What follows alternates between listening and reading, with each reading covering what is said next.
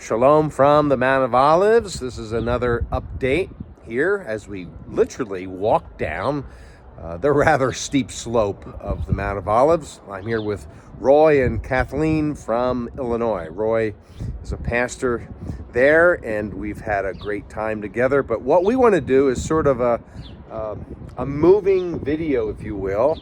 And I'm going to invite these guys. I'm going to turn the camera around as we walk down together. Although the view isn't the greatest this way, but Roy, I want you to share a little about what your experience so far in Israel has been like. Oh, I don't even know where to begin. I'm a pastor, been a pastor for about a decade. And ever since God called me to be a pastor, I wanted to come to the land where he walked, where he talked, where he taught.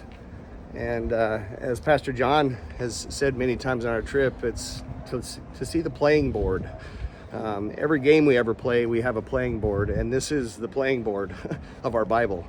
And so for me, it's just been eye-opening, and I'm not going to give specifics right now unless Pastor John has specific questions, but everything has been eye-opening to be able to see the playing board unfold right in front of my eyes and under my feet of those scriptures that I love and want to preach faithfully every Sunday. Well, every trip is life-changing indeed, but Kathleen, as we continue to walk down, what has your experience been in terms of safety, especially here in Israel? I feel very safe. There is no issues whatsoever. You can tell it's much more peaceful than what is portrayed in our own country. And the people are friendly and welcoming, and no worries. Well, that's what we expected to happen here when I decided to really pursue this trip this month in March.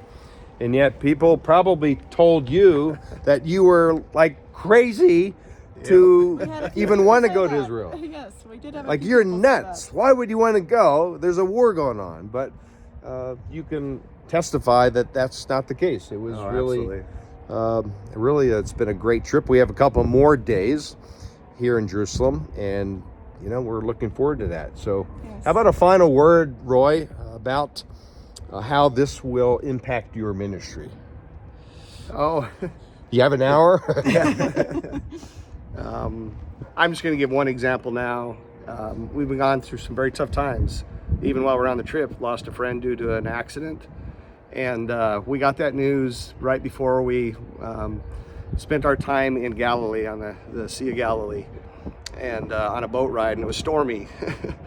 And to hear those scriptures and to be on that boat on a stormy sea, I mean, it just made that scripture come to life in a way like never before. And then I called our friend who lost her husband that evening and talked to her, and I was able to use that. And so that's just a micro example of how God can use these experiences to bring it to just a picture that's fresh in our minds as we explain it to other people. And that's my prayer. That's what I hope, is that I am able to preach in a new way, rather than just knowledge, than just history, than just the archaeology, be able to put this big package together that says this is a real Jesus, and this is where he really walked. That's how it's going to change my ministry. Wow, that's powerful and certainly transformational as well. So I want to thank you guys for hanging out here for a couple minutes as we make our walk. In fact, one more time we'll switch positions so everyone can see what we're doing. We're walking down this steep pathway, and where you see that golden dome was where the first and second temples once stood.